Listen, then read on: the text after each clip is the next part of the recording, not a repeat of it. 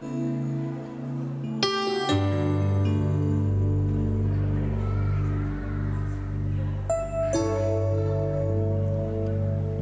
one.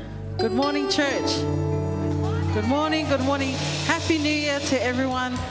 It is a privilege to be in the house of the Lord this morning. Thank you for being here on time.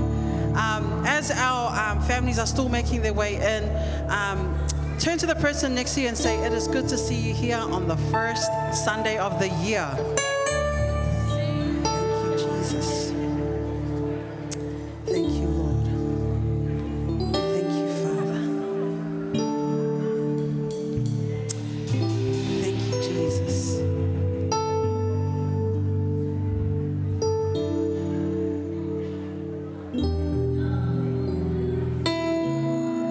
Thank you, Lord.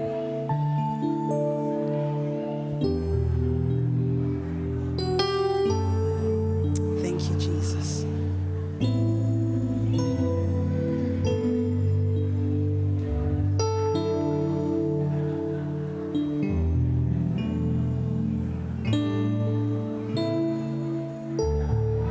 Before we start, I'll open us up in a prayer. Thank you, Lord. Father God, we thank you. We give you all praise, all glory, all honor. We thank you, Lord, that we have crossed over to a new year, Father God. And Lord, we thank you, Father, for what 2025 was, Father God. And Lord, we look forward to what 2026 will bring. And Lord, we thank you, Father, that you have carried us from January to December and now through to the new year, Father God. We thank you, Lord, for your goodness and your faithfulness in our families, over our children, over our marriages, Father God, over our church family, Lord. We thank you, Father, that you are for us and not against us, that your plans are to prosper us and not to harm us. Your plans are to give us hope and a future. And so, Father, as we look to you in 2026, that, Lord, we will not fear. We will not shy away, Father God. But, Lord, that we will walk through 2026 with power and authority in the name of Jesus. And so, Father, we thank you, Lord. It is an honor to be able to come together with our brothers and sisters to worship you in spirit and in truth. So, Lord, to you be all the praise. To you be all the glory. To you be all the honor. In your powerful and victorious name. And we all shout, amen. Amen. Let's be upstanding this morning, church. Thank you, Father. Psalms 100 verse 1 to 5, it says, shout for joy to the Lord, all the earth. Worship the Lord with gladness. Come before him with joyful songs. Know that the Lord is God. It is he who made us, and we are his. We are his people, the sheep of his pasture. Enter his gates with thanksgiving and his courts with praise. Give thanks to him and praise his name. For the Lord is good and his love endures forever. His faithfulness continues through all generations. So this morning, church, who is ready to praise the name of Jesus? Hallelujah, hallelujah. Thank you, Jesus. Thank you, Lord. Thank you, Father. Praise the name above all. Praise the one who reigns forever. Still the same. Praise the Jesus is the name above all names. Jesus, name above all. Praise the one who reigns forever. Still the same.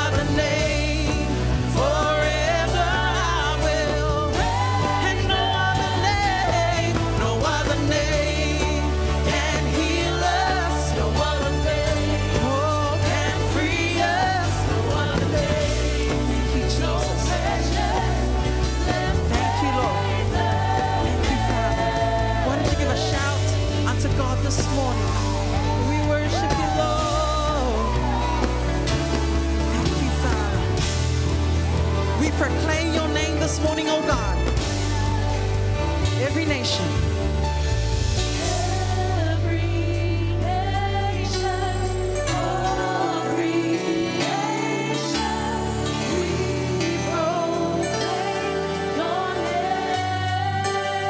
Every nation. Yes, Lord. We proclaim your name, oh God. Sing every nation. All creation. We proclaim your name. Every nation. Every nation,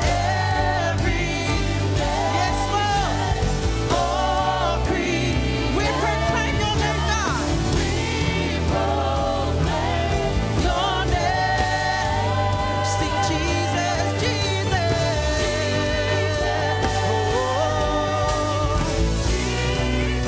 Yes, Lord, there is no sweeter name than the name of Jesus. We cry, Jesus, Jesus. Yes, Lord. Thank you, Lord. Thank you, Father.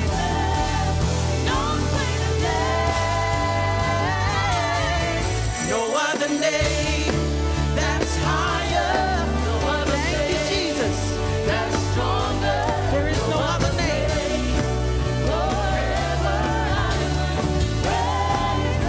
No other name. Thank you, Jesus.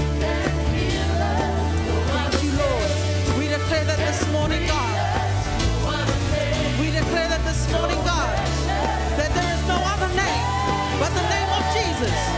No other name that's higher. No other name that's stronger. No other name forever. And no other name can heal us. No other name, Jesus, can free us. No other name, just the voices. No other name that's higher. There's no other name that's stronger. There's no other name. Forever I will praise. And no other name. There's no other name can heal us. No other name can free us. No other name so precious. Let's praise the Yes, Lord. There's no other name. Thank you, Jesus. Thank you, Lord. Yes, Lord, there is no other name that is higher, that is greater. There is no other name that can heal us. There's no other name that can free us but the name of Jesus. Thank you, God. Thank you, Lord. Thank you, Jesus.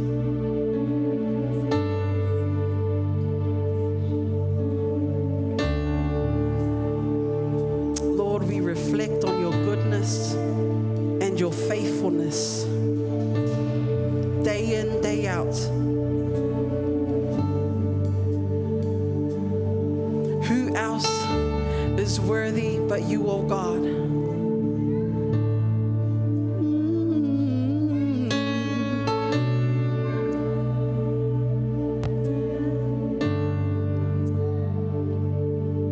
Thank you, God. Yes, Lord. Yes, Lord. There's no one like you, God. There's no one like you, Lord. As you stand there this morning and as you reflect on where God has brought you through, isn't He worthy to be praised?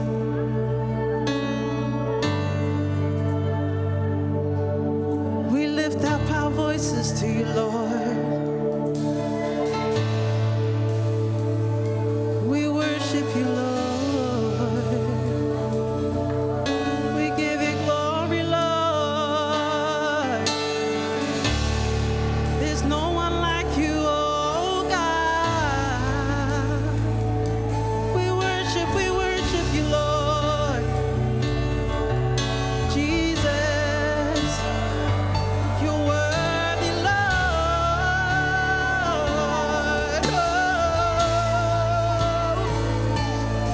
We worship you, Lord. We worship you, Lord. We give you glory, Lord.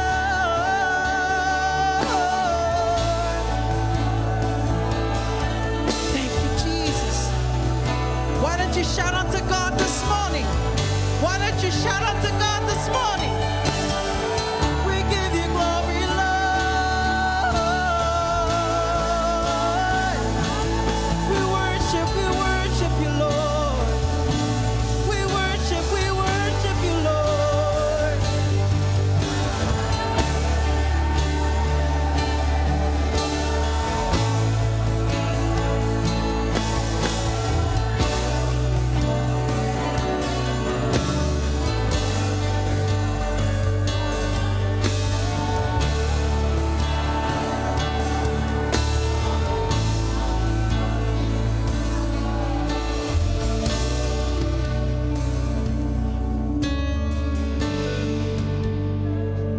I am an instrument of exaltation. I was born to lift your name above all names. You hear the melody of all creation. But there's a song of praise that only I can bring. Who else is worthy? Who else is worthy? There is no one, only you. Yeah, let's sing. Who else is worthy? Lift your voice this morning.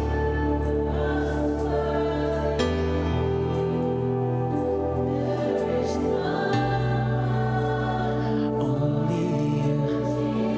You are the infinite. You are the infinite. God of the ages. Yet you chose.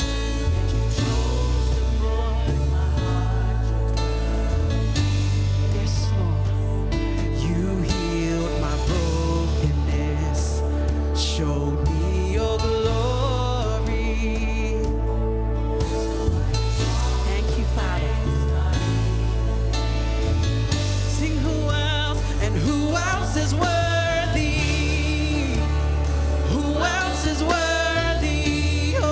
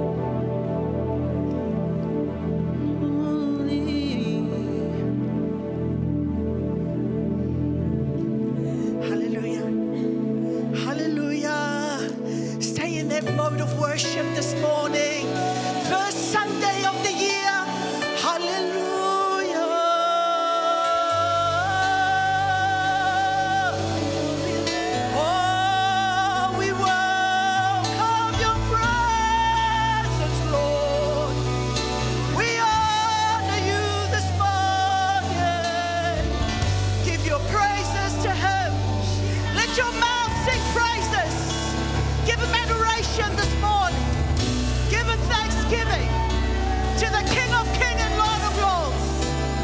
We've crossed over to 2026. Oh, we honor you. We worship you in this place. As you take your rightful place, Lord. Hallelujah. Take your rightful place, Father. Take your rightful place, Jesus. This year is all about you. For God so loved the world that he gave his one and only Son, that whoever shall believe in him shall not perish, but have everlasting life. Can I get an amen to that? Can I get an amen to Jesus? You're in the presence of the King this morning, the King of Kings and Lord of Lords, the God who became man. We're in his presence this morning. Give him your best. Give him your best.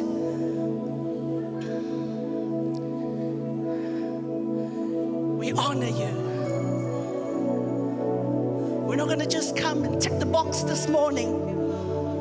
Just come here and church is done for the new year. No. We're going to take time to hear what the Father is saying to his church and his children this morning. Speak, Lord. We're listening. This year is a momentum year of turnaround. It's a year of breakthrough. It's a year of possession. Take possession of the things, the land, the territory that God is giving to us at the beginning of this first Sunday of 2026. Do you believe that? Love it. Thank you, sister. Because it is by faith. By faith is the currency of the kingdom of heaven. You can't pay yourself into the kingdom of heaven. You walk in it by faith through the Son of God. His name is Jesus. Come on, be excited, family. His name is Jesus. There's no other name that can save you and turn you around. Do you believe that this morning? You wouldn't be here if you didn't believe it. So why don't you high-five the person next to you and say, welcome to church this morning. Welcome to the house of God. It's good to see you. Lovely to see everybody here on this first Sunday of 2026. Isn't the Lord good? Welcome to our families that came at the 8 a.m. They couldn't get enough at the 8 and they came back at the 10. Woof, woof. I've seen some other faces that attended 2 services.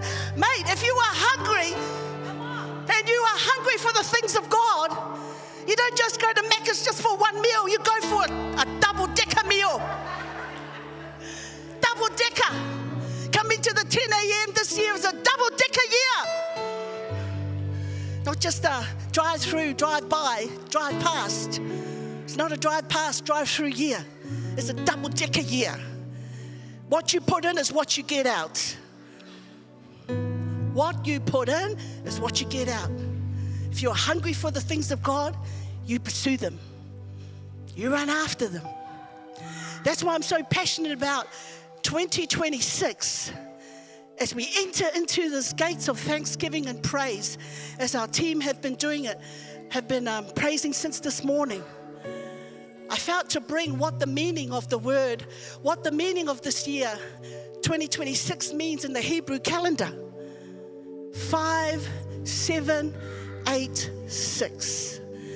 Yesterday we met with our intercessors and we started to unpack what does this Hebrew year mean to us as Christians on earth. What is the Lord trying to talk to us that we're missing? Because we are more spirit being than we are physical being. This body dies, ends up on the ground, goes into the grave, but your spirit and soul lives on into eternity, forever and ever and ever. Now, wouldn't you want to know where you're going to end up when you know this body has finished? I do. And we should all know where we're going to end up and what the Lord is speaking about for us in 2026, so we can align to what God has. So we did our training. We started to unpack the year of 2026. Let's read that on the far side. 5786, Hebrew calendar year for 2026. So this is what it means. This is the shift that's taking place in this year of 2026, according to the calendar in Israel. You know, Israel is the calendar and is the ticking clock of the end times. Israel is the clicking clock of what is happening on the earth as it is in heaven. Keep an eye on what's happening on Israel. Don't just ignore it. Why? We're connected to Israel. How? Through the Son of God that walked as a human being, lived in Israel, walked in Israel. The only earth that God existed as a human being. I remember my dad, when my mum had passed away, their wish was one day. Go back to the first one, please. You've jumped it. Yeah, stay there. My dad, he went to Israel, and my sister paid his fares and he went over. They always wanted to do a trip of Israel. That was his dream, but Mum passed away before it happened. But my sister took him. You know what my dad did? He had a knowledge of God. He was brought up in the church. He had a love for God. Later on, he gave his life to Jesus. But the minute he walked down from the steps, he was ascending down. He was Aloali'i down. Is that the word, honey? Aloali'i down. My sister was looking for him. As she turned around, he was on his knees on the ground, kissing the ground. He was kissing the ground, and my sister said, "Why are you kissing the ground, Dad?" Because Jesus walked on these grounds. Jesus walked on these grounds. And he was kissing it. That's the revelation my dad got of going to Israel. If ever God opens up a trip for our church to go, pray about it. We did it 2016. That's one of another bucket list we want to do.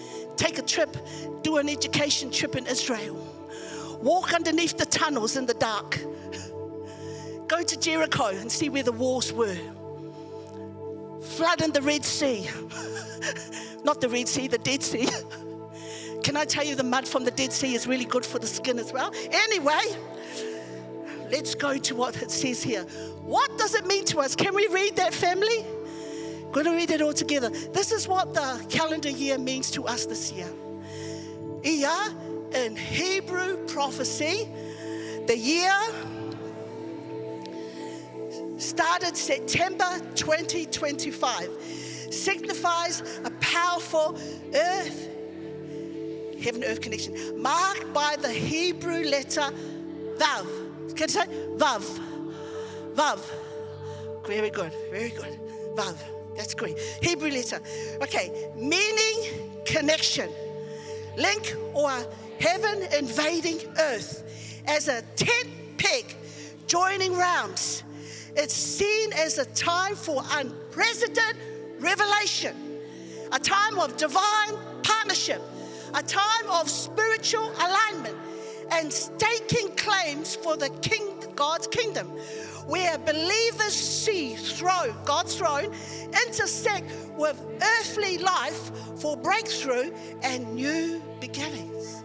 Wow. Okay, let's have a look at what the Hebrew meaning of 5786 mean. Number 5 means grace. Yep. What else? Great. What does number 7 mean? Yep. What does number 8 mean? What does number 6 mean?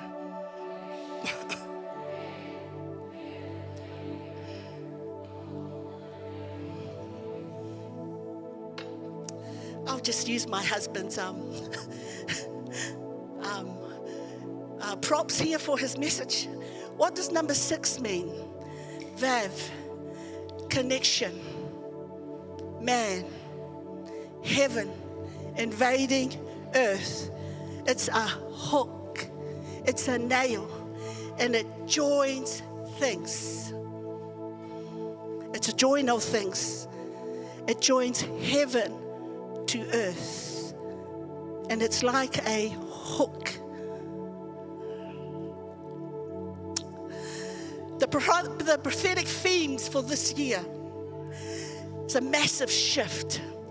It's a time where heaven and earth meet in unique ways like never before. It's kingdom convergence, establishing alignment, spiritual and natural, and staking claim of God's kingdom.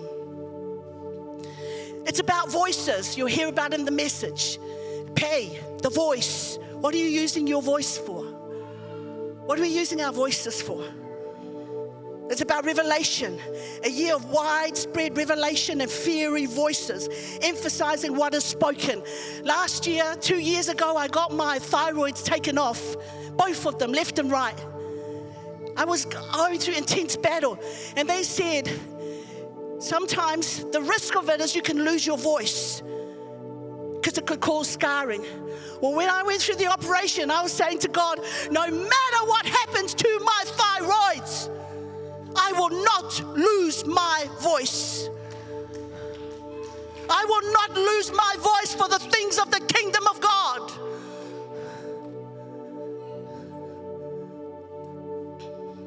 It's about new partnerships, flourishing with new community and divine partners. In essence, 5786 is reviewed prophetically as a pivotal year where the divine realm actively engage with the earthly, bringing opportunities for deep spiritual connection and transformational change, symbolized by the linking power of the Vav, the hook. Can I tell you what the hook represents? Can we have a look a bit more closer to what it represents? Do you want to go to the next slide now? Can you see on the side, there's 2 hooks there. Let's read that together. The 6 is Vav. It's connection, man, heaven, invading earth. It's a hook and nail joining things. The hook. Jesus is the connecting of heaven and the Father. Let's read John 6:3-8. Can we read that together? Well, no. Let's read what it says in blue. Ia, Jesus. Let's read John 6:38. For I have come down from heaven, not to do my own will, but the will of him who sent me. He's the one that connects the hook that came from heaven. I can't really stab this in the stage because I'll get into trouble, all right? But if there was a box of earth here, stab it in. Because Jesus became that tent peg that connected us. Let's read what else it says here. The next one, Jesus became a man on earth. John 3:13. Read that together, please. No one has ascended up to heaven but the one who came down from heaven, even the Son of Man who is in heaven. And the next one, Jesus came from heaven invading earth. John 16:28. Can you bring up John 16:28? Read that together. And have come into the world. Again, I leave the world and go to the Father. I love it. Next one, Jesus was nailed to the cross for the forgiveness of our sins, iniquities, transgressions. Can you bring up Colossians 2:14? Let's read that together. Having wiped out the handwriting of requirements that was against us, which was contrary to us, and he was taken it out on the way, having nailed it to the cross. is that? That this tent peg nailed our Lord at the cross. What a powerful year of Jesus. He's not only man, but he is God formed, sent from heaven to earth. He's the valve. He's the valve this year. And then he became the living word. Romans 10, 9-10 says, if you confess with your mouth that Jesus is Lord and believe in your heart that God saved him from the dead, you will be saved. Why? Because it is with your mouth that you confess and with your heart that you believe. How powerful it is to confess the word and believe in your heart. That's the hook. That's the connection. From heaven to earth. He became the connection. He became the man. He became the one that heaven invading earth. He became the hook. Christ, the Redeemer. It's all about him this year. 5786 is about Christ. What a wonderful year. You know who Christ represents? The church. It's about the church. It's about the church rising up to fulfill its purpose on this earth. It's about the church walking out what God wants us to walk out. Not by fear, but by the love of God. Who's excited that 5786, it's all about Jesus. There's an assignment on our life, family.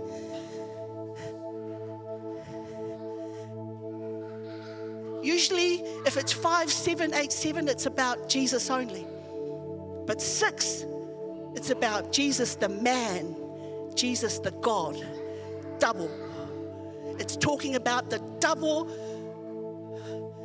personality or the double deity of who Jesus is. Don't forget this year of 5786 you're walking through. There are powerful things going to happen, but the key is, do we believe? It's a very prophetic year. Jesus is calling us to rise up. Jesus is calling his church. Jesus is preparing his bride because he's coming back for his church. He's coming back. You heard the message last week. And now he says, now tell my church what this Hebrew year means. 5786 is all about the man God. His name is Jesus. And he's the connector for everything that we need on earth as it is in heaven. And becomes the living word. Man, I'm so excited. And as we prepare to get into communion, because it's all about the peg. Where are we putting our peg? How are we using it?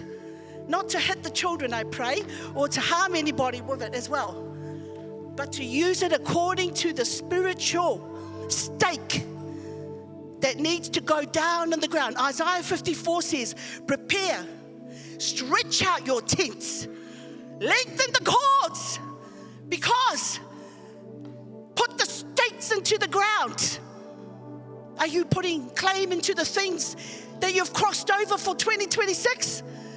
Who's putting claims for the things that crossed over for 2026? Come on, everybody is. No, I don't mean to sound intimidating, all right? I'm just using my voice. My voice that the enemy tried to take out.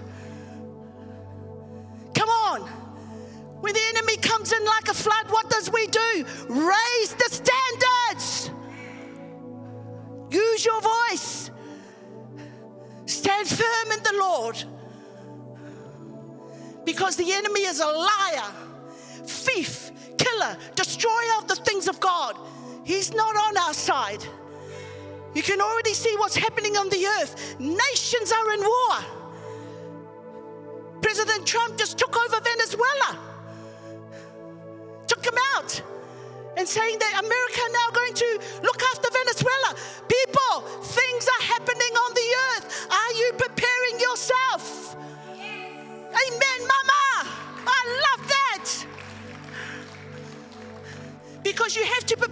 ourselves. We're going to give an account when we meet the King.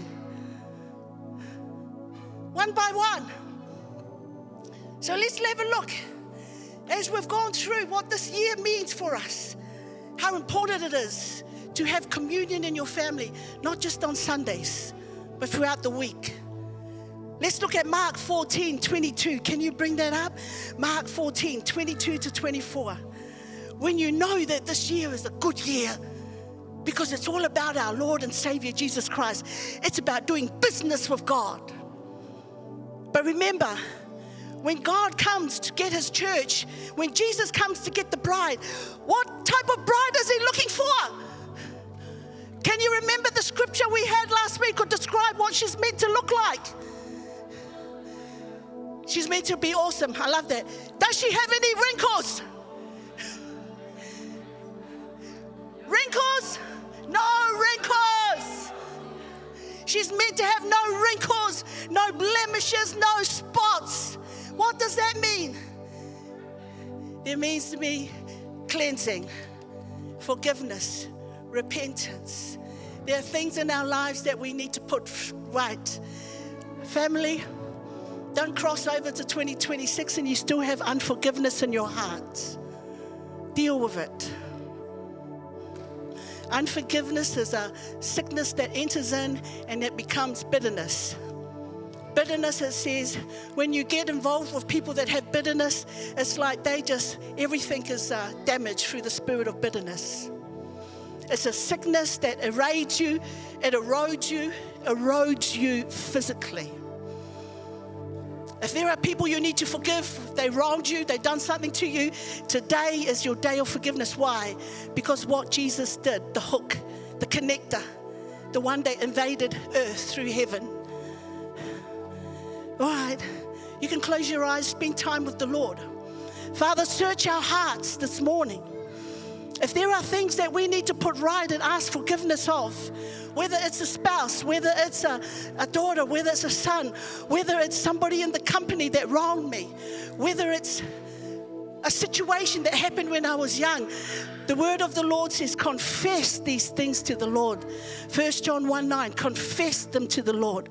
Ask for forgiveness so that he is able to forgive us of all unrighteousness and able to cleanse us and able to wash us. Jesus is the peg. He's the connection from heaven on earth. He connected us to the Father. He's our foundation. He's the cornerstone. He's everything that we need. Don't cross over 2026 and you're still bringing that baggage with you. Sort it out. Take it to the Lord in prayer. Let it go. God is the judge, not us. He will redeem you. He will restore you. He will make you whole. Because God is with us and not against us. Yeah. And as they were eating, hold on to your communion and I'll read out the scriptures. Jesus took the bread, blessed it and broke it, gave it to them and said, eat, take, this is my body. Next verse, please, 23. May the Lord bless the bread, the body of Christ that was torn, so that the body of Christ on earth may be healed and restored. Talk to him this morning. Thank him for what Jesus has done for you. He brought you through 2025 and you're here. He'll take you through 2026 as well. He's faithful, he's just, he's loving. He's not against you, he's for you.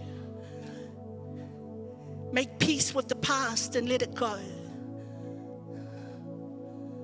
Put it right with the Lord. And then he took the cup.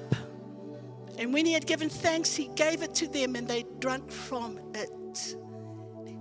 And he said to them, this is the blood, my blood of the new covenant, which is shed for many. Surely I say to you, I will no longer drink of the fruit of the vine until the day when I drink in it Drink it new in the kingdom of God. Father, thank you for the covenant of grace. The blood that was shed for us. We're so grateful for what you have done. 5786 is just not any normal year. The emphasis is about what Christ has done.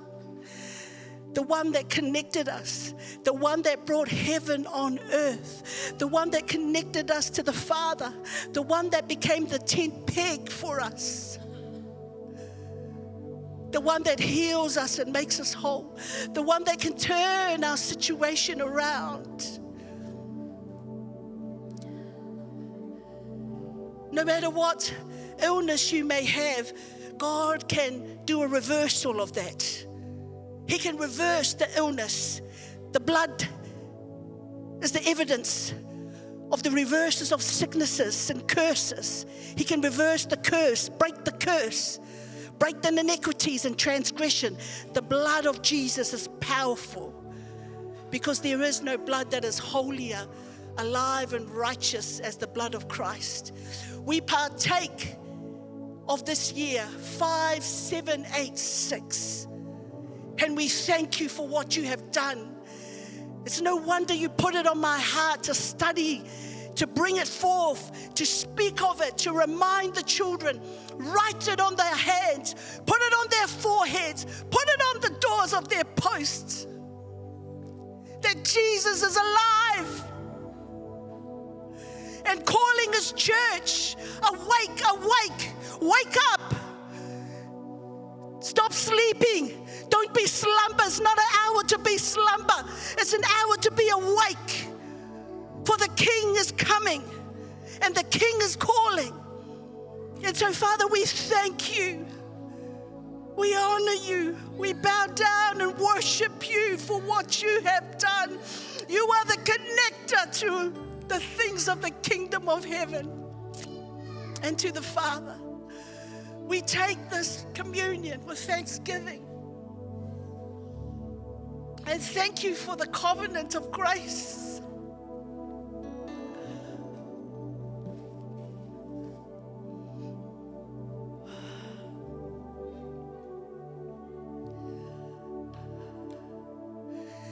I just want you to reach out to the person next to you. Put your hand out to that person. Is that okay? Whether it's your daughter or your son, or whether it's a stranger, I want you to pray for them. Is that okay? Can you just pray? Pray for them. Thank you. Thank you. Just reach out to some on your side. I want you to pray. Even our team here, just come and stand together and pray for each other. Because the word of the Lord says in Ephesians, I think it's 6:18 or 5:18, pray in the Spirit on all occasions, with all types of prayers and requests. With this in mind, be alert. Always remember to pray for the saints of God. Pray. Pray for one another. Pray to encourage each other. Pray. Pray for the saints in this hour. That they won't be discouraged because of the challenges of what 2026 may bring. But they'll persevere. They'll hang in there. They won't give up. Pray for the saints. Always remember to pray for the saints. Pray for one another. Lift each other up in prayer. We need it. We need to be praying for one another. We've got to do life together. You don't know what your brother or sister has been through.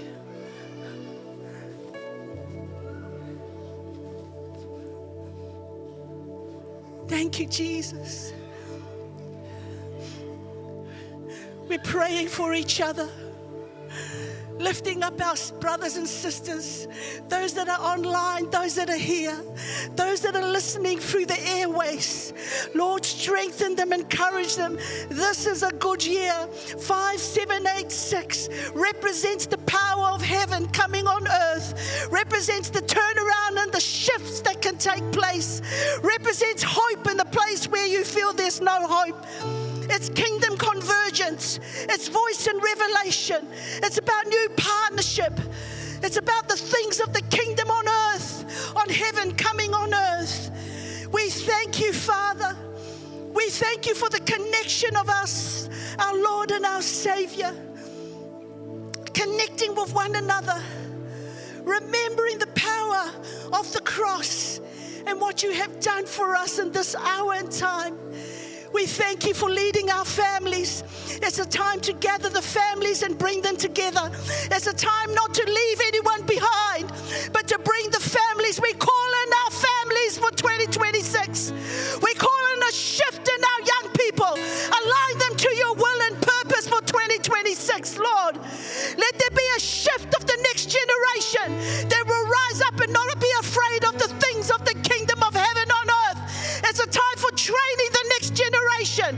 It's a time for equipping the next generation. We will not lose our generation to the world and to the lies of the enemy.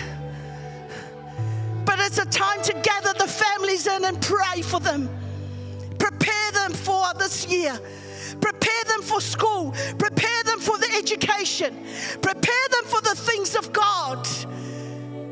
Because they are on assignment. You're on assignment for the things of the kingdom of heaven. And so, Father, we thank you.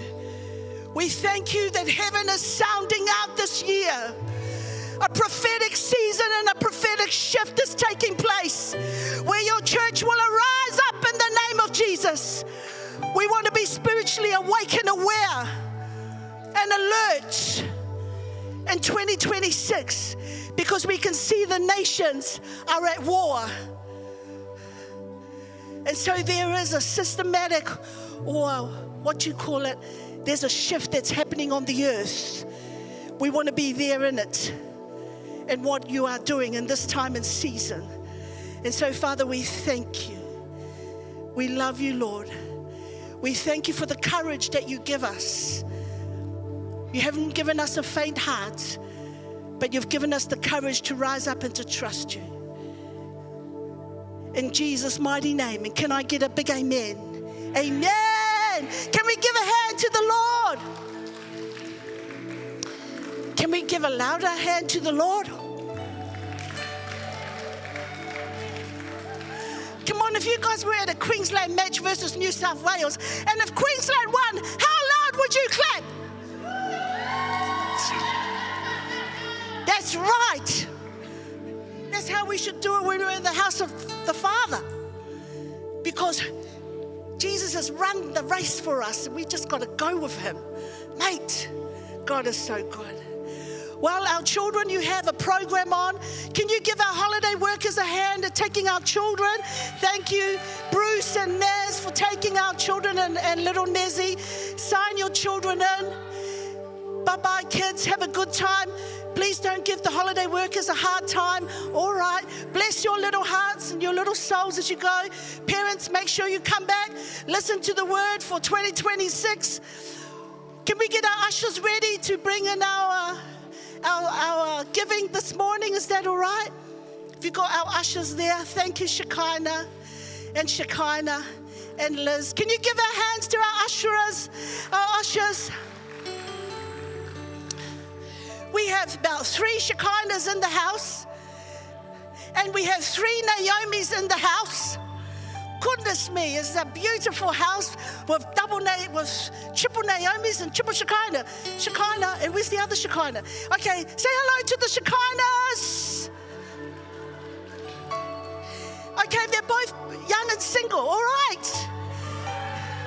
If there are any applications, please make sure they come through to the senior pastor team first. All right, no, they are serious about their relationship with Jesus and their studies. So, okay, just cancel that ad that I put out there. All right. We give thanks to the Lord for today's generosity, and we thank you for your giving unto the Lord, because without your giving, the lights wouldn't be able to be on. We wouldn't be able to do the work that God has called us to. So may the Lord bless your giving. Let's pray as our senior pastor prepares to come to give the word today. O Lord thy God, how great is thy art. We are so thankful for the resilience and the perseverance of our King of Kings and Lord of Lords. You are a wonderful example of what you went through that strengthens and encourages us to persevere and endure. For there is light at the end of the tunnel. And for that we're so grateful for. We're thankful for the work of your church and why you birthed your church out through your apostles, your prophets. You said to them, now go and make disciples of all nations, baptizing them in the name of the Father, the Son, and the Holy Spirit. And until this earth has reached every single one, every single nation that needs to bow down and come to the knowledge of Jesus Christ, then you are coming. And so far, we're nearly there. We're nearly there. And so thank you for the work of the missionaries that tirelessly go out to the nations to take the gospel, to bring revival. We're seeing revival birthing in Iran and China and Russia and the most unlikely places that are against you, Lord, but yet revival is birthing out. We're praying for revival in our nation of Australia. Father, come. Our nation needs you. We are a sheep nation. Forgive us when we have strayed away from our roots and our foundation on who the forefathers brought into the land of Australia, of New Zealand, and the Pacific. We humble ourselves under your mighty hand. And we thank you for the offerings that are going out, because you are the greatest offering that was given for the church, the salvation of mankind. So we pray your blessing upon the offering this morning, that it will go to the work that you have called us here in Hosanna Logan City, in our city of Logan, in the districts of Crestmead, Browns Plain, Hyperdome, all the areas, Logan Village, Logan Reserve, Daisy Hill. We decree and declare every suburb in the city of Logan will come to the saving knowledge of Jesus. Logan needs Jesus. We need Jesus like never before. And so we pray humbly, Father, this year, 5786, let it be a turnaround year for our city. Bring our councillors, our mayors to the knowledge of Jesus Christ, that they will acknowledge that Jesus is Lord of this city. Many prophetic words went out about our city of Logan, but we've yet to see it, Daddy. We've yet to see this come to pass. And so we pray this year, let it be this year, Father. Let us see revival come into our city. Position our church where we need to be positioned as we raise up disciples that are not afraid to take the good news of Jesus out of these four walls into our city of Logan. Father, we're so grateful for what you're doing in your church, gathering your people, preparing us for your visitation. Bless every family that's represented here today, those that are visiting, those that are watching online. May your face shine upon them. May you meet the needs that they're praying for. And may this year be a significant, spiritual, impactful year for them all. May they see the hand of the Lord move on their behalf as we learn how to connect heaven on earth through our Lord and Savior Jesus Christ and through the power of your living word. In Jesus' name we pray. And everybody says, amen, amen, amen. May you welcome our senior pastor. Are you there, honey? Cool. As he comes to bring the word today. Okay, love you, honey.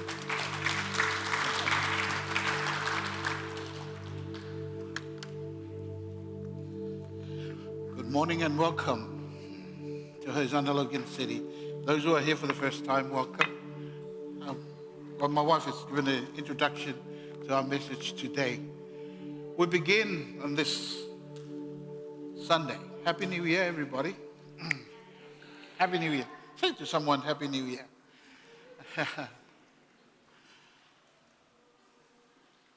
The theme of our year 2026 is educating generations. Shall we say it together? Educating generations. Say it again. Educating generations. What does that mean? Well, we've had a journey together for about 20 years, and we've seen families prosper from generation to generation. We've also seen families go through very difficult times because of things that were planted in the past. And so we believe that God's call for us to invest in the long-term well-being of our generations. The enemy has destroyed and done a lot of harm to families. On New Year's Day, we had our family a little service. So we used the room at the back, and got my nephews and my nieces. And Ruta before we had this, he had a dream about our family. From my grandfather, he was a minister in the Methodist Church, and that was in the 40s and the 50s. And then his daughter married a man, and they began ministering in the Methodist Church. So my parents, my father and my mother, were ministers for quite some time, and they raised up their children. There's 8 of us, 6 boys and 2 girls. And we were raised up in the church. And the things we learn from our parents are the very things we teach our children with. We believe in the importance of building with solid foundations, that we need to identify things that remain and discard things that seem to be, that look good but do not remain. And so in the journey of Hosanna Logan City, we continuously hear God in emphasizing a plan that people will remain growing in Christ. For a while, the church didn't have facilities. And in the year 2013, the church bought this place. And before we moved in, God was speaking something about permanence, about you're not just going to have a building where you go to church, do your church stuff, and then you go. No, you're going to impact lives. You're put in the center of community. You're not just to go there and do your religious stuff and then go home. No, you're there for a purpose to influence and impact lives in the community. And so before we moved here, we knew that we had to do things that ensure that there is permanence. People don't just come to church and seem like they're Christians, but then they behave like the devil in the week. And so we went to the Baptist convention. For those who, our church is under the Queensland Baptist. And in the convention, a man from Singapore came to speak. And from his message, we knew this is what will make permanence in in the journey of Hosanna Logan City. And he spoke about discipleship, about making disciples. Discipleship is not something new. This was Jesus' plan for permanence, that growth will be permanent. People will remain believers in Christ. They will pass on from them to the next generation, down to the next generation, if they become faithful disciples of Jesus. And so the journey of educating generations is really a journey of discipleship, of us investing into our lives as believers and in the lives of our children, with the prayer that they will teach their children, so that from generation to generation we see Christ in their lives. Well, can we have the next slide, please?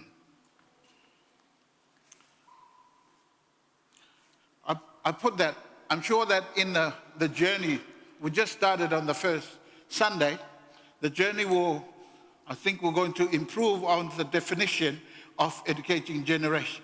But you get an idea of what God has planted in my heart, that it's about learning and applying God's principles. So it's not just learning, it's also about applying. We are the first ones to try things out. When God says do this, that's what you're going to do. When God says don't do that, then don't do it.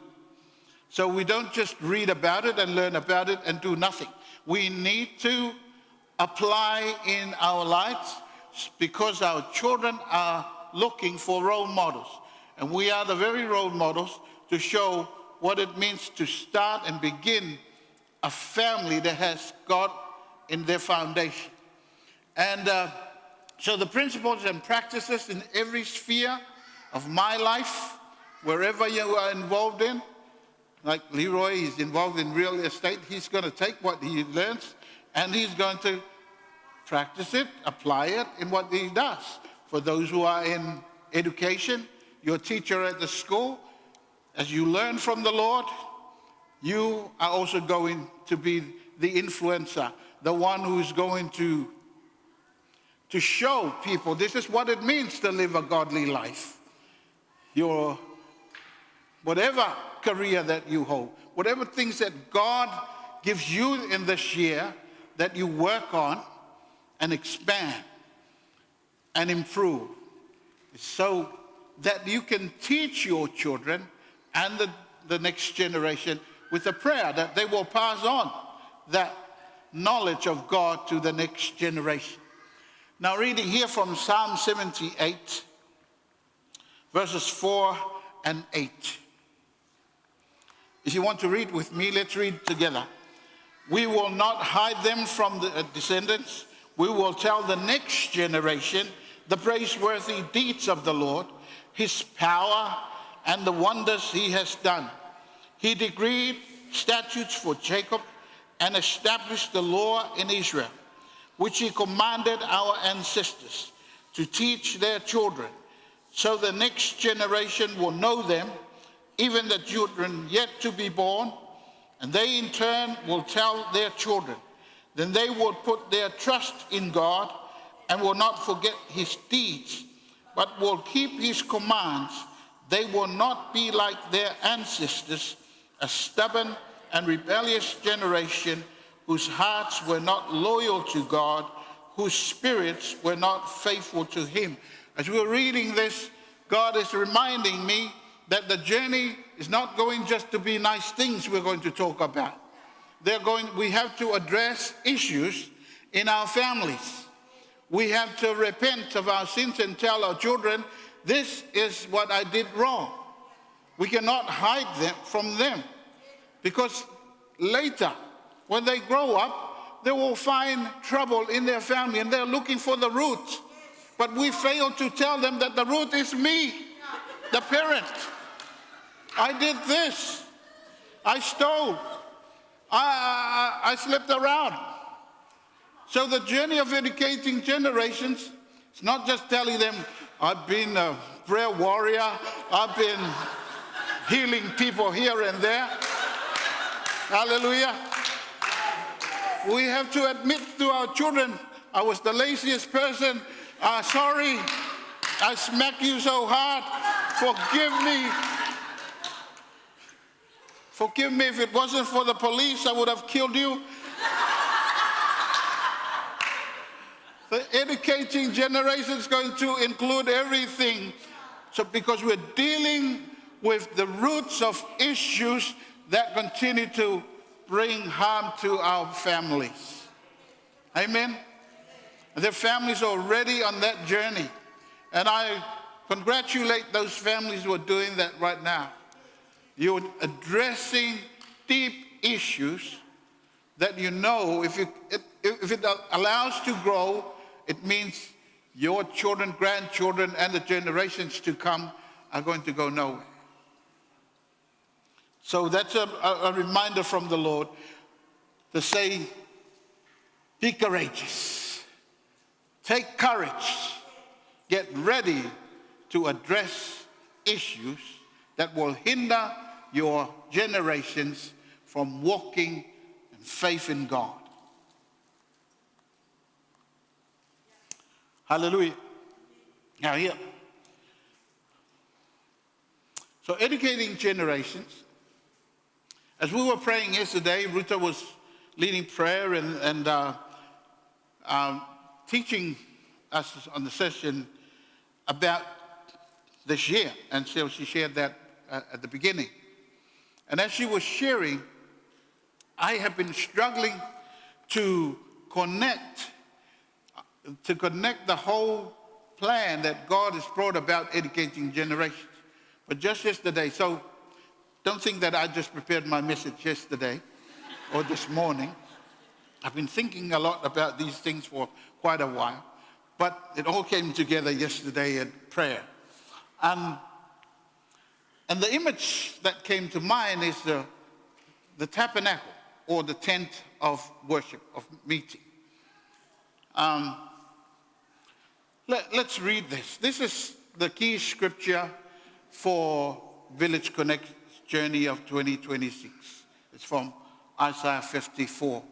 And the theme of the work of Village Connect, for those who don't know, Village Connect is a community service arm of Hosanna Logan City. And you see in the logo outside with the scripture from Luke 9, verse 6, to go from village to village, taking the gospel and healing people. And the theme of 2026 for Village Connect is deep and wide. Deep and wide. Deep and wide, deep and wide. Okay, let's stop there. Isaiah. Let's read that together. Shall we? Enlarge the place of your tent. Stretch your tent curtains wide. Do not hold back. Lengthen your cords. Strengthen your stakes. For you will spread out to the right and to the left. Your descendants will dispossess nations and settle in their desolate cities. Perhaps you are at the place where you feel like, it's the same. You're tired of being the same. And you feel like there's something that God is doing. He's moving to make changes. And so I would like to encourage you, as you're listening, to pray and ask the Lord, what are the areas that I need to expand? The tents that I need to pull and make wide? What are the territories in my life? It might be education. It might be business. It might be how to manage finances better. It might be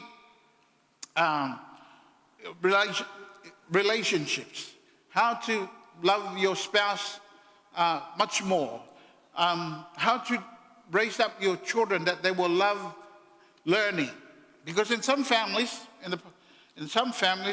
they find education to be, it's not something that they put as a priority. The kids go to school so that they can go somewhere. instead of a goal that you go to school, learn, and then you will have a great future. And so in some families, just get through. Just get through. Once you get to year 11, oh, yeah, you're good. You know, you can go work, find money for our family. I'm not speaking to, okay. And like, there's no sense of higher achievement. There's no ambition for greater things. Now we need to break that, because that's a demonic hold on families who don't have that. God has given opportunity to everybody. But we've been so used to negative thinking and think that this is the way my family has been. No one has ever went above year 12, so my children will just remain at that level. So educating generations is changing mindsets and replacing them with the thoughts of God for us. Hallelujah.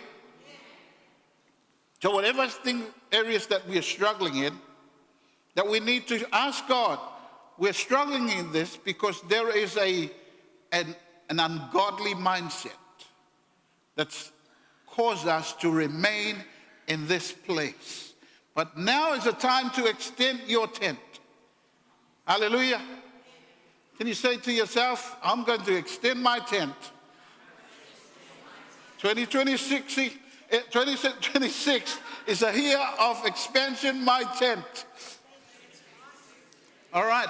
So here is a picture representing the tabernacle, the tent of meeting in the Old Testament. I got this off the internet.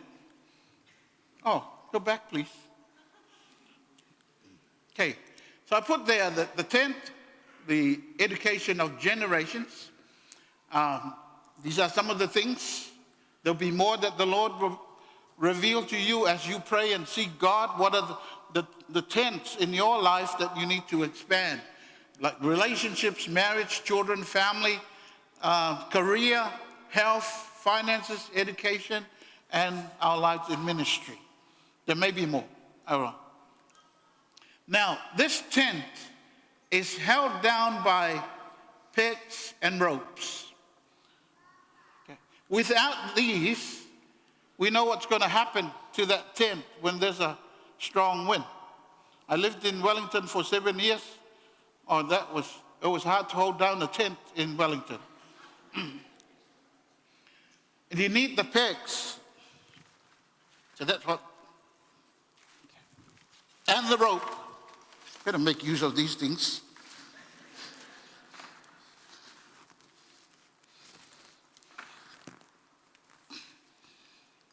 And the rope to tie down the tent to the ground. The ground is the foundation of that tent.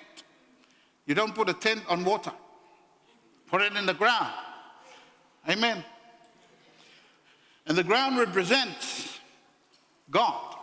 He's the foundation of our lives. He's the foundation. We have to be planted. Whatever things that the Lord puts in our hearts to go for, whether it's business, whether it's education, whether it's our health, whether it's managing our finances better, everything has to be planted on that ground. The foundation is Jesus. I shared in the previous service, throughout our ministry journey, a lot of people come and say, pray for me, I want to get a job. Trying to pay the bills. And we pray, and then they get a job. And then they go work, they get money, and not very long, they don't come back to church. Why? They refuse to connect themselves to the foundation. They may have a tent, but that tent will soon be blown away by all the other things. So when in this year, 2026, as we go through the journey, that we make sure that our pegs and our ropes are attached. You can expand your tent and pull it that way, but make sure they're planted in the ground. And today's message is about what is that? What plants you down into the ground? What plants us down? We're thankful for God's blessing upon the ministry. Village Connect, such a great blessing, not only to the community, our Maori and Pacific community, but also a huge blessing to our church. But we make sure we pray every Monday. Our staff pray every Monday. We commit to the Lord that the work we do is a difficult work, high-risk work. We're dealing with foster kids. Some of our team dealing with kids that are in prison. Some of other work, it's high risk. But we need to pray.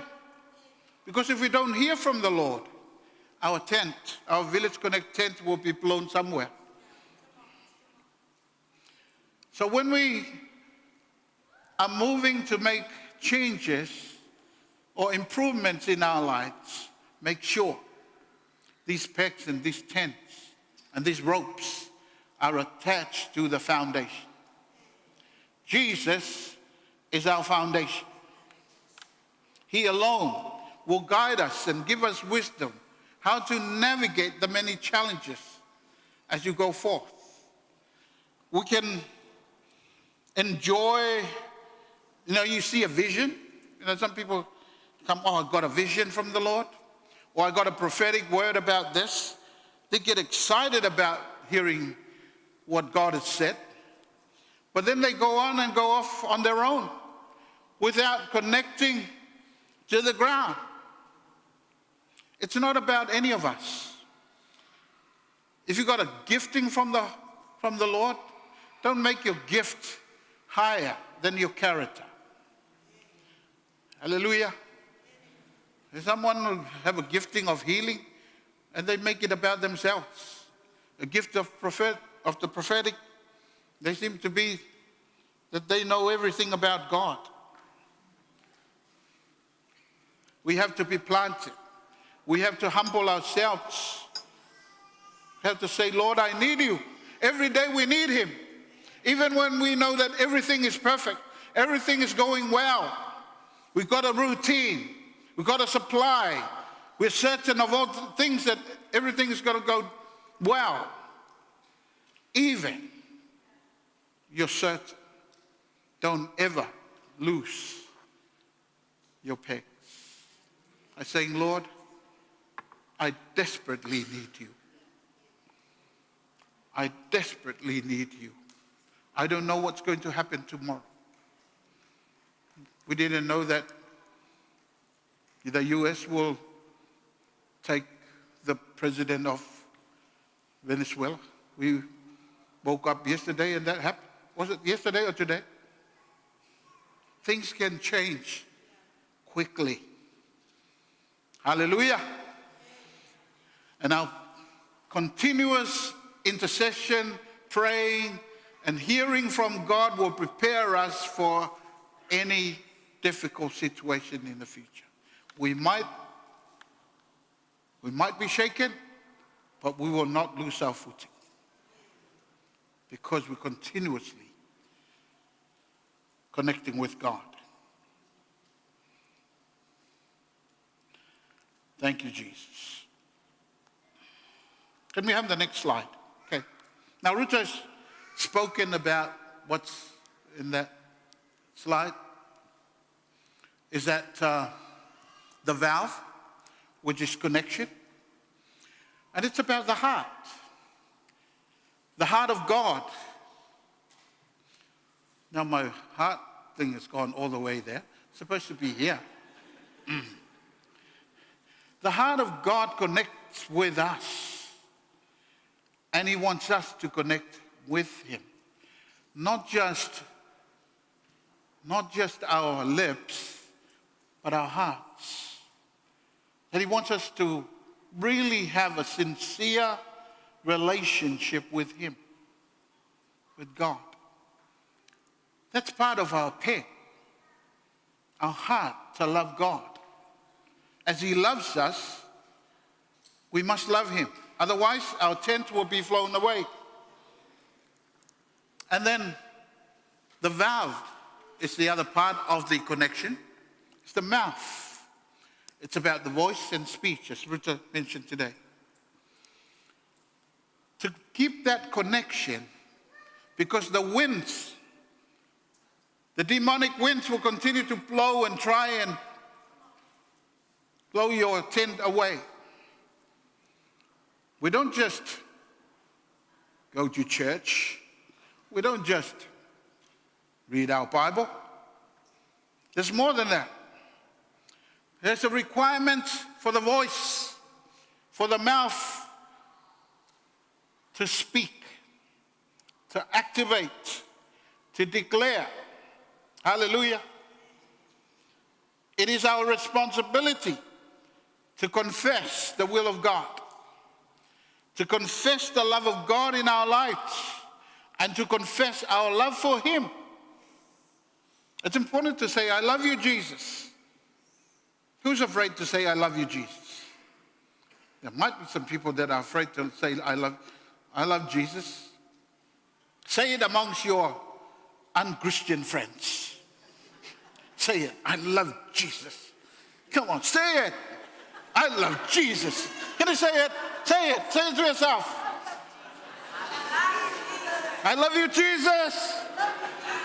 I love you, Jesus. Come on, confess it. It will heal you. It will drive away the demons that make you afraid. I love you, Jesus. Part of the connection of the tent to the ground. He loves us. We must love him. We can go through all the trainings of how to better ourselves, our education, our health, finances, marriage, and all these things. But they are just like the tent without the pegs and without the ropes. As I said, the winds will continue to blow. I don't know how often it's going to hit you this year. Last year, some of the winds we never thought will happen. It was really hard. We lost some of our very dear seniors. But we thank God. We're planted in the love of Christ.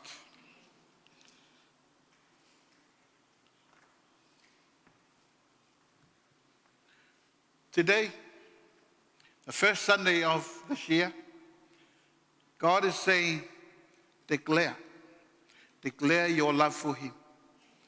I know when you just messed up, when you just done something you know it's terrible, and then someone says, say you love Jesus, and you feel like a hypocrite. I don't want to say it. I don't want to say I love Jesus because I've just done something wrong. But I believe the miracle is in confessing. Right? The miracle, when you're not well, you confess that God heals you. When you are lacking finance, you confess. You confess abundance in God. I'm saying these things because we have lacked for so many times in our lives. And we confess the provision of the Lord. We confess his continuous love, even in times of difficulty, times of sickness.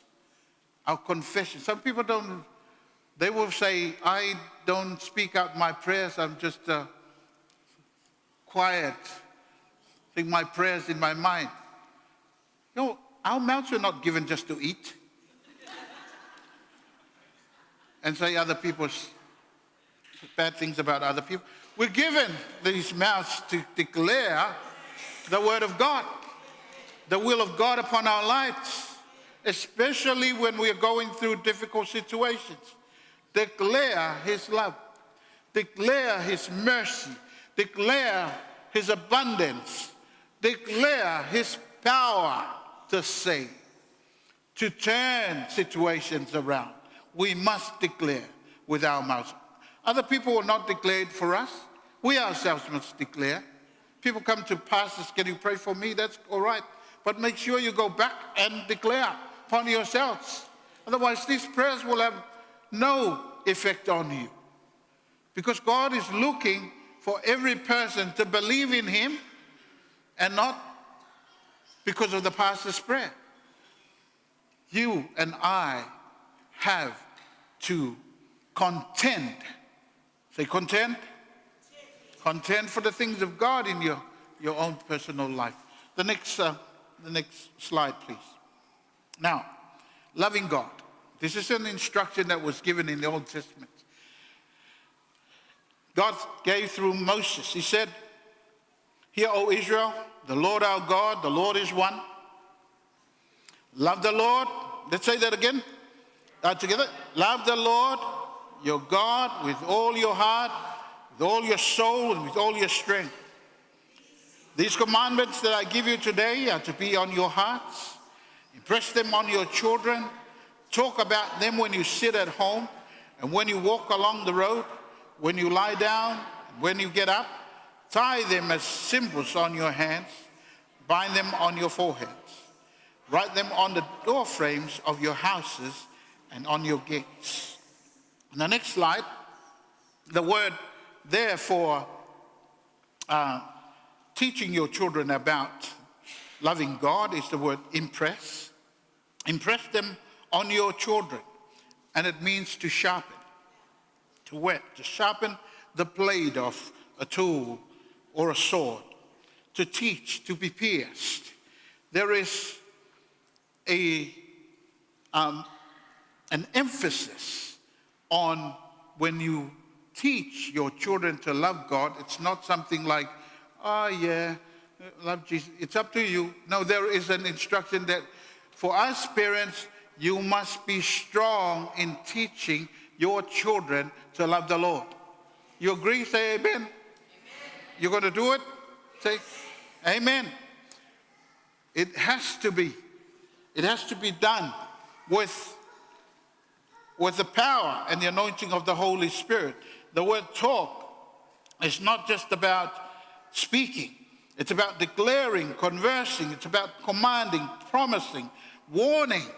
It's one thing that we need to warn our children, that if they don't walk in the love of God, it will bring harm to their future.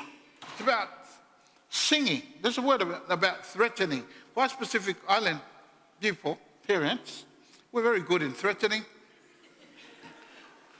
our children. Okay.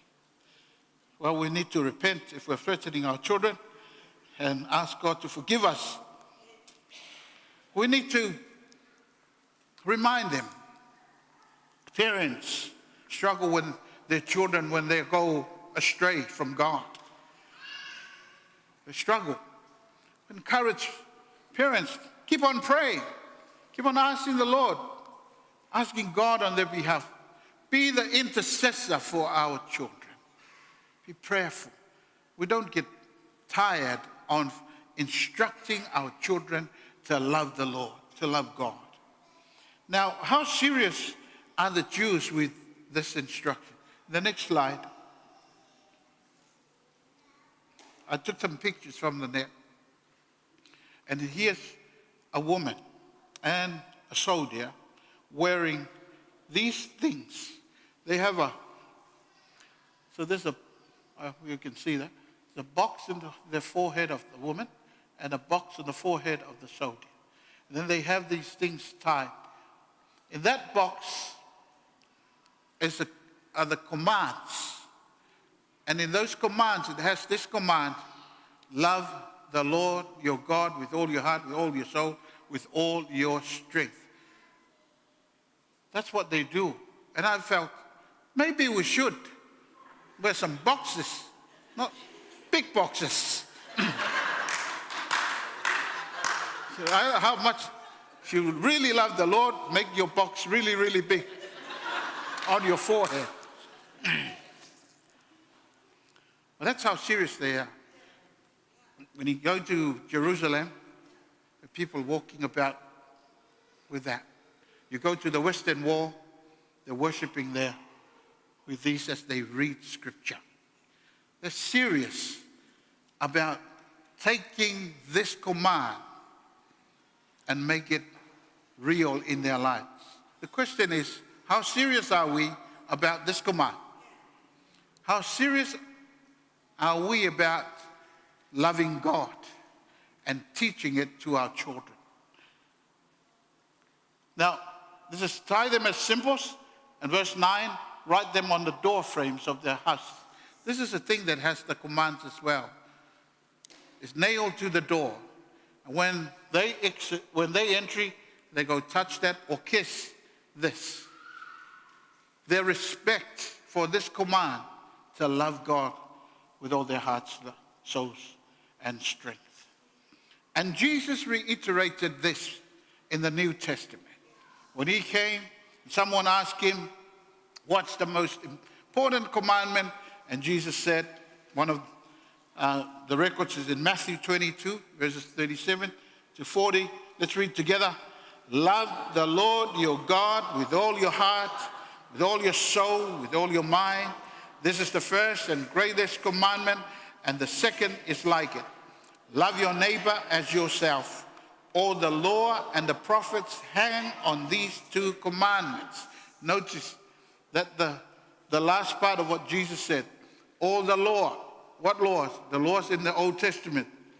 Don't worship idols. Don't steal. Don't, what are the other commands? Yeah, I've forgotten the command. And he says, all those commandments, they hang on these two. They hang on these two. Love God, love your neighbor. If you don't have love God and love your neighbor, our obedience of other commands is just a man-made thing. You may observe the Sabbath, but if it's not out of love for God and a love for people, it's useless. It's useless. But once we love God, then we're going to love people. Once we love God, we're not going to covet other people's stuff. If we love God, we're not going to put anything else in between us and God. So the spirit of the law, the spirit of that Old Testament law is loving God. It's about loving him. Amen.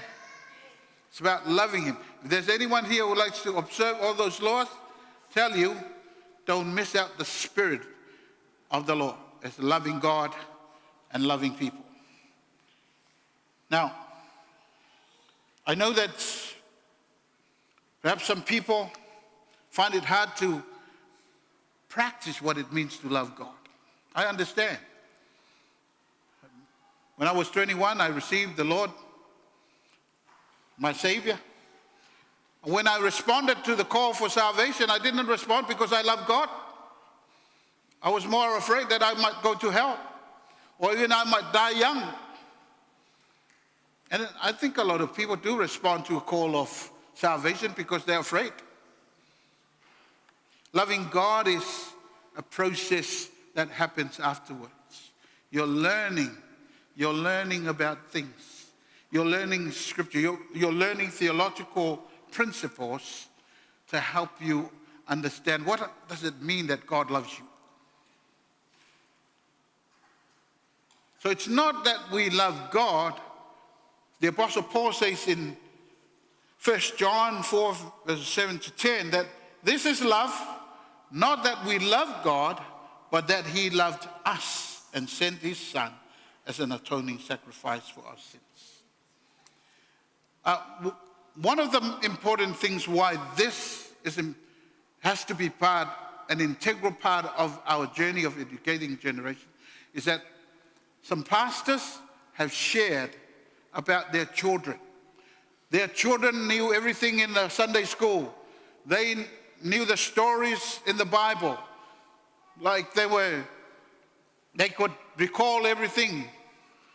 But when they grew up and went to university, and an atheist professor challenged them, why do you believe in God? And they have no response. They don't know how to respond to that. Why? Because they don't understand the scripture. They don't understand the theological reasons. Why? Why? It was 14 years after I received the Lord that I had an experience where I knew I could love God. I did everything, went to church, served in the ministry, but I was still struggling. God, I don't know how to love you. So when I had this time where I sat down and I said, Lord, help me. Help me to love you. I don't know how to love. I've never seen you. How can I love you? Because you need that emotional connection. And when God gave the instructions to the Israelites to love God, to love him, he already performed miracles. And they witnessed the miracles. When they went through the Red Sea, God delivered them from the hand of Pharaoh and made the sea dry so that they could walk. They've seen their enemies decimated because of God. They were provided with food in the desert, the manna, the quail, water when there was no water anywhere. They saw the miracles of God. And so they had the connection, the emotional connection with God. For many of us, even though we see the evidences of God around, our sight is yet to be illuminated, to see the love of God in everything, to see the love of God in people, to see the love of God in creation. Now,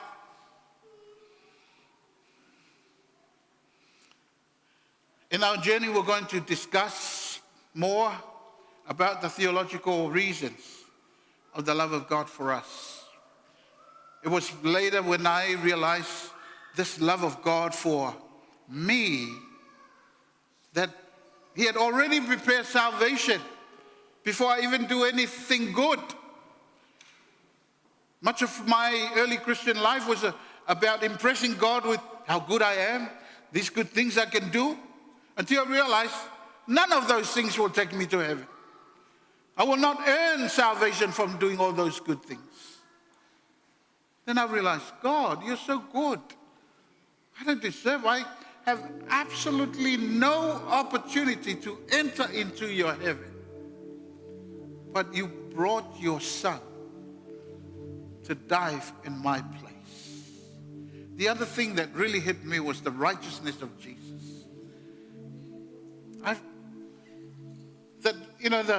The sacrifice is made with a perfect lamb. And Jesus has to be perfect in order to be the sacrifice on our behalf. When you think, I thought about, man, how can I, in a day, I'll be sinning 100 times, not just in the things I do, but the things in my mind, in my thoughts. I could never be a savior for anybody. But Jesus, you endured all these hardships, and yet you never failed. You never sinned. That really hit me. Hit me about the perseverance, the persistence of Christ so that I can have salvation. Now, these are some of a few things that on my journey I encountered. These theological reasons of God's love for me when I did not deserve it. It is because he loved me, not because I love him. He loved me first. My prayer is that in this journey, that every one of us will recognize deeply the love of God so that you can have that emotional connection to love him back. That you will not just come to church, but that you know you come because you love Jesus. you do something for others because you love Jesus. Because if we don't have that connection, our tent will be blown far away. We may achieve our goals of education, of health, of business, of finance, all these things, but we might end up far, far away from the foundations of Christ. I pray this speaks loud to us, because we've heard right from when we were little in the church, God loves me, but then okay, what does that mean to you? We don't really know. It is for each person. I pray we go and do our research, have time spent with God, and hear from Him. The other thing I would like to encourage, especially for parents and families, have your time with your children as part of teaching them to love God. Recall your journey. Recall the journeys of the family when you were going through hardships, when things were not going well. Tell the kids, we were, this way. So that's been a practice for me and our children, in telling them we came from Samoa. We lived in Wellington for 7 years before we came here. And through that trip, it was difficult. It was hard. It was my first time to live in New Zealand. I was not familiar with Western culture, and there was a lot of challenges. If it wasn't for the love of God, we wouldn't be here today. We wouldn't. I remember when we were in Wellington and we had to buy a lawnmower. It was a $400 lawnmower. I think it was close to 2 years we were laying by that lawnmower because we didn't have enough money just to. When I think about it, when I go to Bunnings and just buy a lawnmower straight away, I thought, in those days, it took 2 years to buy something cheaper than this. The love of God. We reflect on and recall people who helped us, those who helped in our journey, and thank God for them, that the Lord bless them. And these are the things, it brings that environment and atmosphere within the family. God's love is with us, and we can love Him. There has to be emotional connection. We remind our children when we pray when they were not well and pray for them. Yeah, the Lord helped us when they failed their exams. We pray, and God brought the changes. We have to remember these things to connect us continuously with the love of God. So our team comes to us. So we ask the Lord, how can we connect emotionally with the love of God? Are we prepared to dig deeper of the reasons why God loved us and gave His Son for us? I think it's enough time to say, how do you know that God loves you? Oh, because Jesus died for me. That's a very superficial reason. We need to dig deeper. Why did Jesus have to die? Why didn't Peter or one of the apostles die? Why didn't someone else die? There's a reason. Because God was seeking for a perfect lamb for the sacrifice. Father, as we begin this journey of educating generations, help us not just to think about ourselves, but to think far ahead about our children, grandchildren, and the generations to come. That they will build on foundations that we lay today. Foundations of gold, silver, and precious stones. Not foundations of wood hay and straw, because those foundations will burn up. And a lot of things in the church today, a lot of practices can be of wood, hay, and straw. We pray, Lord, help us not to be distracted by what glitters, not to be distracted by the lights, the sounds, and all the beautiful things that the church can afford today. But that we must focus on what is gold, silver, and precious stones that can never be worn out. Their values are eternal. So Lord, we pray today that you speak into our hearts, that you will examine, Holy Spirit, areas of our lives. If there's an unforgiveness, if there's a bitter heart, if there's an unwillingness to walk with you, I pray, Lord, today that we be set free and delivered in the name of Jesus. If there are iniquities in our bloodlines, iniquities of sexual immorality, iniquities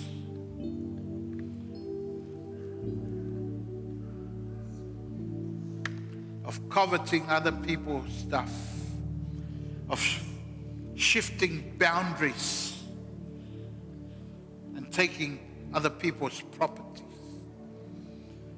There's iniquities of dishonesty. Lord, we ask, help us. Help us be transparent and repent. Repent for ourselves.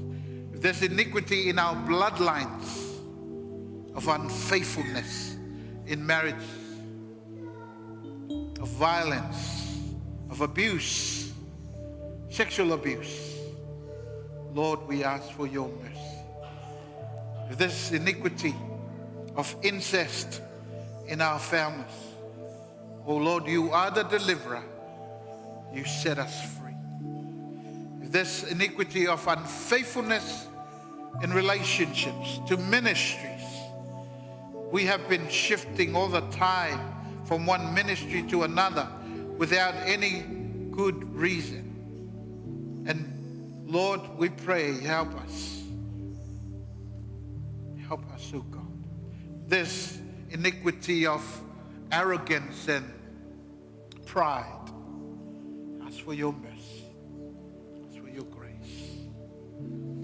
As you spend a little bit of time with the Lord, as the team ministers in song,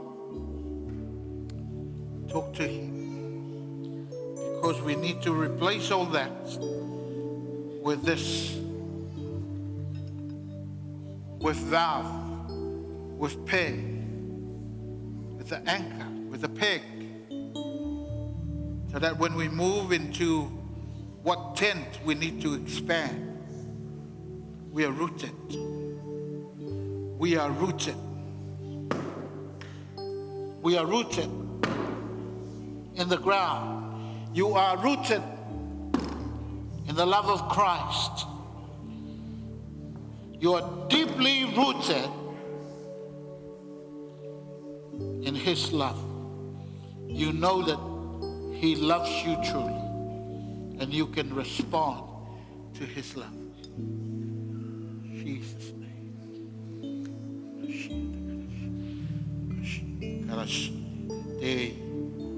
Thank you, Jesus.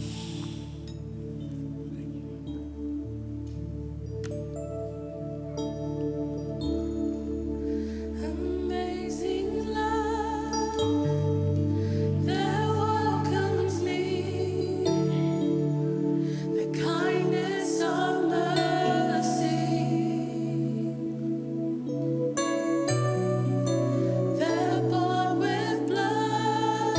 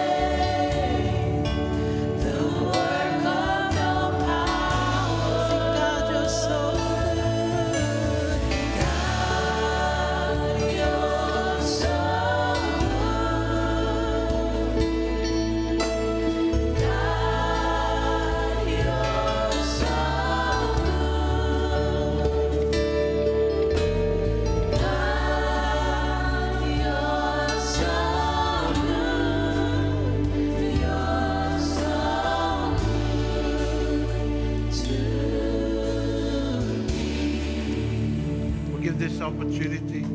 Anyone feels, I really need to reach out to God. We've got our people here to support you and pray with you. If there's anyone who wants God to bring healing into their lives, you're most welcome. We have this moment for ministry, prayer.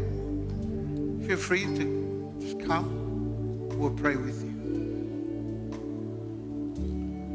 Okay, can we all be upstanding? And let's sing again.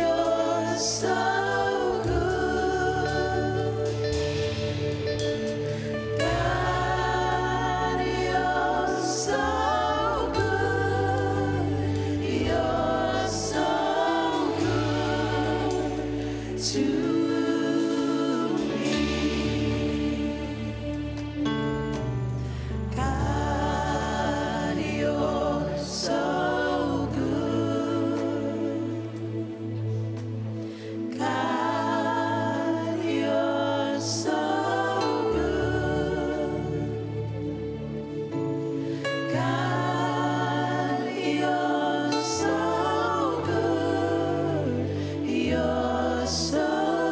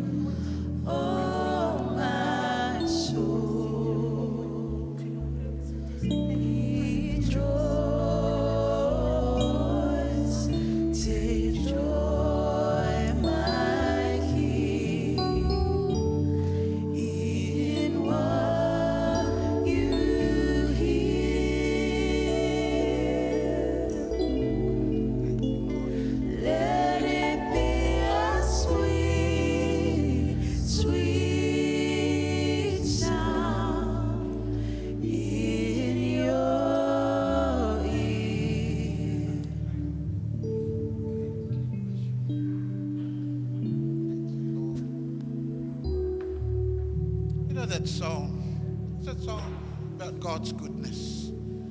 I thought about that song. Goodness of God. How good God is, you know. God's good. Goodness of God? Is it goodness of God? Is it goodness of God? What's that one?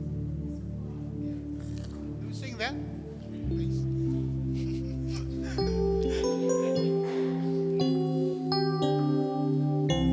Okay, let's sing that.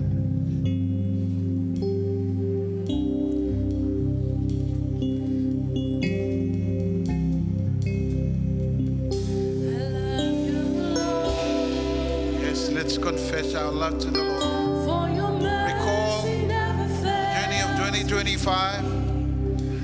All my days I've been held in your hands.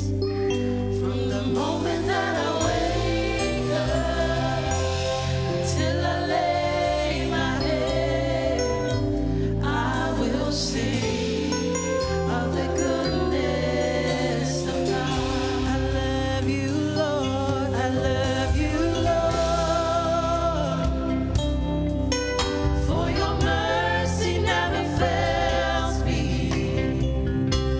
All my days I've been held in your hands.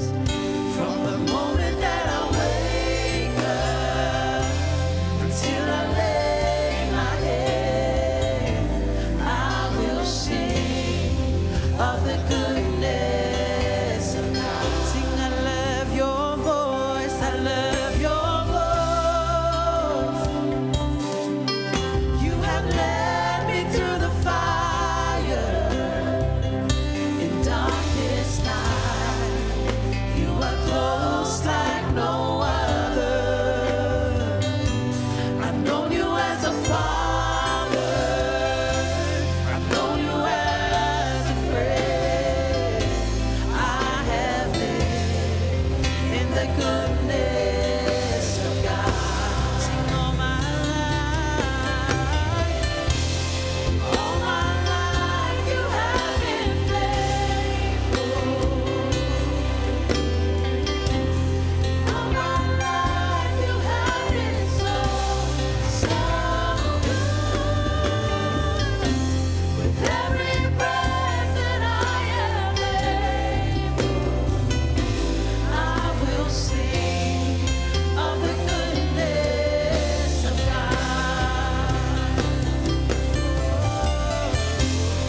All my life you have been faithful. All my life you have been so good. With every breath that I am able, I will sing of the goodness of God. If you're next to your family, I want you to take a hold of their hand. If you're next to your family, you hold their hand. I want us to stand together as a church and declare the word that was released today. Come on. I want us to be intentional about what was released today.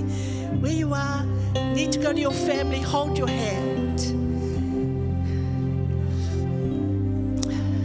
Hold them tight.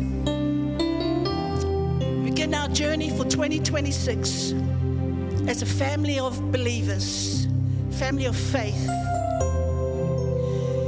And we ask for the power of your Holy Spirit to come upon your church this morning. Love it. Good girl, Sally. He's over there. Braxton. The Lord is looking from heaven down on earth. This is the year of families. Restitution, reconciliation, righting wrong relationships and bring healing and restoration. It's a time of restoring what was broken and bringing them back together. This is the will of the Father for His church and His family. for his son, Jesus. That, Father, we hear the word. We just don't want to be hearers. We want to be doers of the word.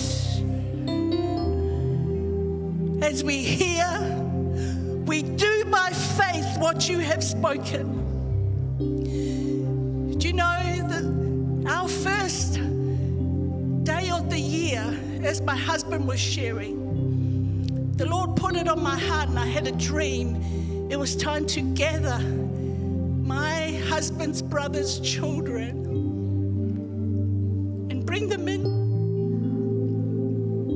Because both their parents have passed away. See, God never forgets the children. He never forgets them. Just like Jesus was an orphan. Well, Father, I break off the orphan spirit from the children of God today. Our children will not be known as orphans in the name of Jesus. They have a purpose and a destiny and a calling upon their lives. In the name of Jesus. They are no longer orphans. They belong into the house of the Father. And they belong to the Father because He's calling them by name. And it was so wonderful. I loved it, sitting with them on Monday, just sitting with them, eating with them, laughing with them, praying with them. This is the year of restoring families. If you believe that, can I get an amen? It's about families extended. It's not just our immediate one. Go and tell your families it's time to come to Jesus. Bring them to the Lord. Gather the families because the Lord is calling His church to arise for such a time as this. And so, Daddy, as the word goes out at the beginning of 5786, that you commission us and you prepare us to train and equip and educate our young people, from the young right to the old generations, Father, with the word of God, that we mean business and setting the foundations to love you with all our heart, our body, and our soul. And that will cause the ones that are still out in the wilderness, we call home the prodigals in the name of Jesus. The prodigals, we call them home. Come home in the name of Jesus. Come home in the name of Jesus. We call them home, Father, that they will not be lost, but that they will come to the saving knowledge of Jesus Christ, because you have a calling and a destiny upon their lives. And so, Father, thank you for this day of commissioning for 2026, that as we hear, we do. We walk by faith, and we honor the word that you have brought into the house through your messenger this morning, that we pray blessings, healing upon the Tarsell family in the name of Jesus, healing upon Sisa in the name of Jesus, on the Tassi family, on the Aloali'i family, on the Day family, on every single family, on the Matautia family, on the Berolini family. Father, we remember Ethan, your healing upon him in the name of Jesus. We remember Dorothy in New Zealand and baby, your healing upon baby to release them to come. We remember Caroline. We remember those who are not well this morning, your healing upon them in the name of Jesus. And restore restoration to their bodies in the name of Jesus. Throughout this week as you go, spend time with your families. Pray with them, talk to them about these things as you prepare them for school at the end of this month. But more importantly, spend time with your family in prayer. Commit what you've heard from the Spirit of the Lord this morning. Commit it in prayer and stay close to the hook, the foundations that He's given us as we begin the journey of 2026, 5786. The Vav and the Pev. Watch what you talk about. Watch what your mouth says. Watch the tongue this year. Keep it in alignment. When it tries to jump out, just keep it in alignment. Sometimes even hold it. Hold it so you don't get yourself into any unnecessary dilemmas. And so, Father, let the peace of God be upon your children as we go out today with victory, with joy and thanksgiving. In Jesus' name we pray. And everybody says, amen, amen. High five, give a hug, give a high five. Wonderful Joe, wonderful Era. Just before you sit down, if you can sit down, I'll quickly go through our notices and then we can go and have lunch. Thank you, Zion team. Welcome back, James. Good to have you back on the keyboard as well. If you can just bring up our notices and then we will go for the day. Is that okay? Our notices, we got our discipleship training starting in February the 2nd. We have all 3 classes going, from the cross to the personality to the victory, and then we're going to release the mission one. So please register to come. It's amazing breakthroughs in our discipleship training. Starts on the 2nd of February. Is that okay? And we also, the Samoas are starting their training as well. It's going to be on Monday night for Sātaro Male personality on Monday night. Was that the only notice for today? Can you give a hand to our sound and multimedia team? And to Jay and the team and to our musos. Can you give them a hand?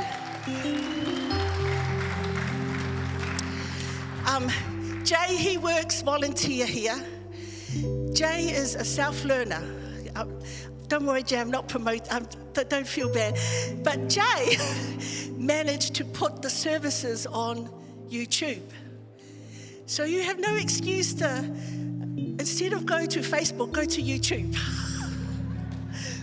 Watch the word and get it into your spirit.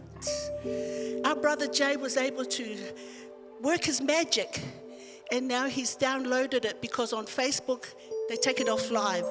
But he's managed to put all our services on YouTube, so you can see it on YouTube. Is that right, brother Jay? Yeah, can we give Jay a hand? We love you, Jay. We thank you for the work that you go and do for the glory of God, and pray that the Lord will richly bless you some way, somehow, in the needs that you have for your family. So thank you for coming today. Those are our notices. I'll pray and close us off. Father, as we go to have lunch and break bread, let us not forget the message that we heard today, but that you would work it out in us, that the word that goes forth will not return back void, but it will fulfill what you have intended for us throughout this week. As some of us go back to the workforce, we begin our work tomorrow. We pray your blessing upon those that are going back to work tomorrow in the government spaces and all the different spaces. May you bless them, empower them, anoint them with the message of salvation and victory. In Jesus' name we pray. And everybody say, amen, amen. As you go, can you just pick up a bit of rubbish, high five somebody, and we love you, God bless you, and see you in the week. Man.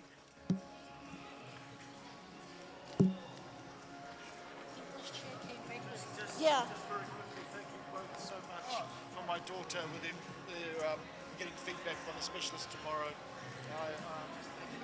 One person you mentioned, Dorothy. Now, I knew a Dorothy Greenfield. She's a social worker.